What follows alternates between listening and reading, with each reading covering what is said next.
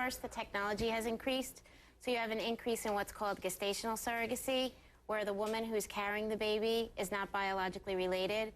So where either the intended parents are biologically related, where they, like in my case, where I use my own egg and my husband's sperm, or in a surrogate, or you have gay couples where they use an egg donor. But really the rise is due to the medical technology and the increase in acceptance of same-sex couples having families. I see. Well, same-sex couples, I can understand it because, especially with the men, because it's a little hard to carry a baby if you don't have a uterus. I heard that. Yeah. But like you have 3 like that. Why did you do it? Well, my uterus doesn't function properly, so I couldn't carry a baby. Oh, I see. But everything else in my body worked fine. So I was able to use a surrogate to carry the baby. But there are lots of reasons. Recovering survivors from estrogen-positive breast cancer, it's not safe for them to carry a baby, but they can use their own eggs.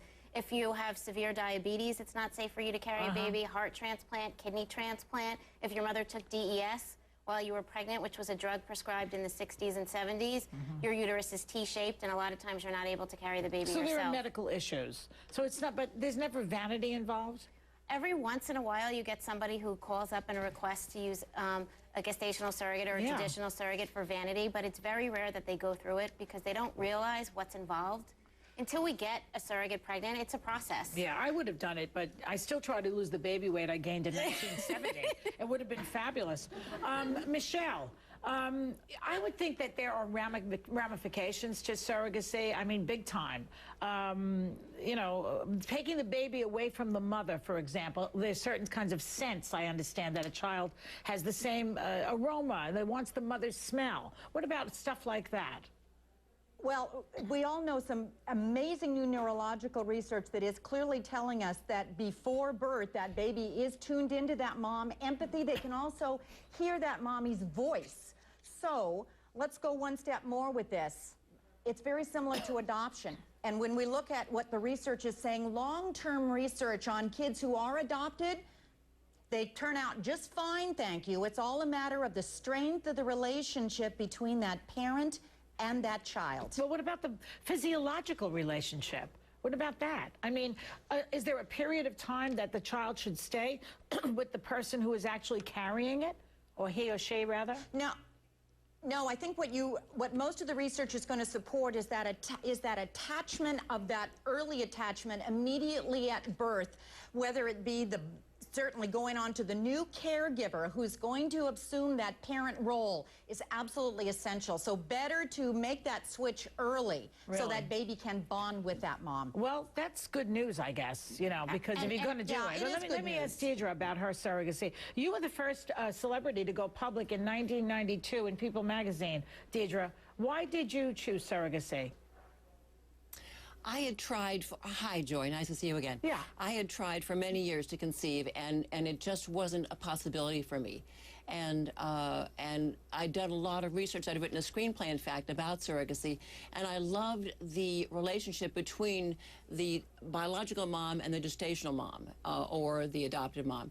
I believe in women helping women. I loved all that and wanted to be part of that process. So that was why I chose surrogacy. I see. But where did you go? I mean, are there agencies like the William Morris office? Can you go? Can you find an agent? Or I'm not sure William Morris still does that. But no, I went to an agency. They only produce short babies. 13-week options. Okay. I went to an agency, and it was very, very carefully screened. I mean, we had drug testing, the parents, the surrogate mom, Robin and I, psychological testing, and we were matched because we wanted the same things from the pregnancy and from the life of the child. I wanted complete contact with her before the birth, after the birth. We're still dear close friends. She sees my children all the time. She's at every birthday party they have. Her sons, right now, one son, Robbie, is in Afghanistan. And my sons and I have spent enormous amounts of time gathering gifts for him, sending them off, making sure that we're very, very close. That's nice. I mean, but what happens, Melissa, when the surrogate mother develops an attachment to the baby and doesn't want to give? Remember Mary Beth Whitehead? Absolutely. That whole story? Well, I have an agency also, and we have about 125 pregnant surrogates, but we don't do the same kind of surrogacy that has been done in the past.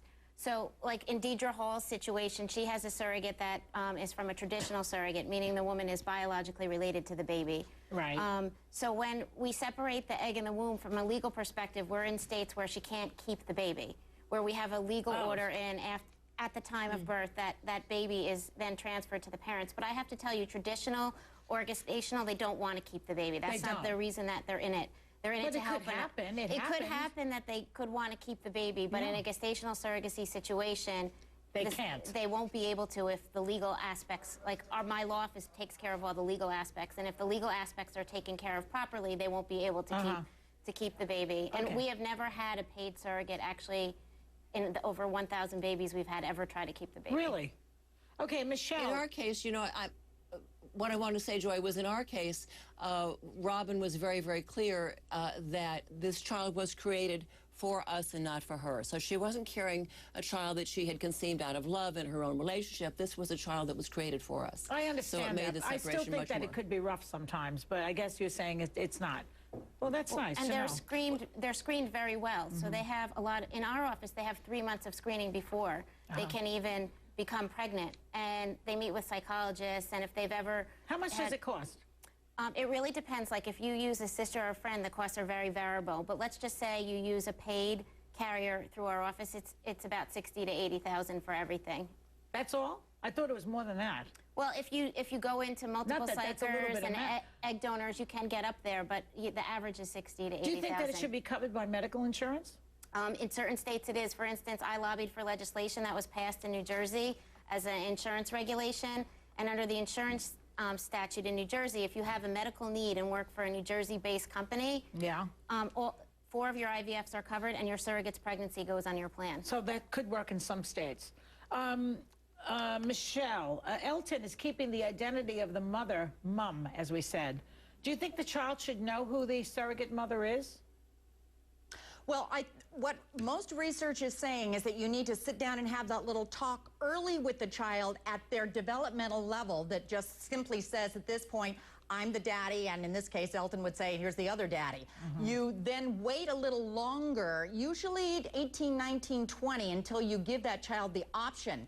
Because the biggest problem I'm concerned about is the confidence of the parent to be able to confidently parent on your own with not always having to feel like the other, the biological mom is there still around. It's a rare mom, I think, who can handle that relationship still with the other mother. You know, Deidre, what's his name? Elton. There he is. Elton John. He wanted, what's his name? Elton, yeah. He wanted his musical genes to be passed down. That doesn't always work. I mean, let's take an example. George Herbert Walker Bush, George W. Bush. Obviously, it doesn't always work. So, but do you think that, did you do anything like that? Did you want your babies to be, beautiful and talented like you are? Did you think of that? You're very kind to say that.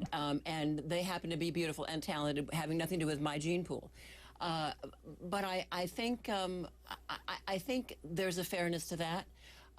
Mostly, I wanted a baby in my arms. And I wanted a relationship with the biological mom. And that's what we have and still have, that my children and I have always adored. Elton is... I love that, Joy. I love that. I just got to say, that's the bottom line. The motive is I want the baby in my arms, not to pass on the gene pool. Because how do you know on that one? It's nurture plus nature, and it's Russian roulette when it comes to the genes. Well, in Elton's case, he figured he's got the sperm, he's got the musical talent. Why not put them together? Boom, you have a talented baby. I mean, he's, killed 2 birds with one sperm. Yeah. Thanks, ladies. Thank you very much. This was interesting conversation. I hope the women out there are listening. You have an option. It's nice. Up next, has political correctness gone too far? We'll find the out in the next segment.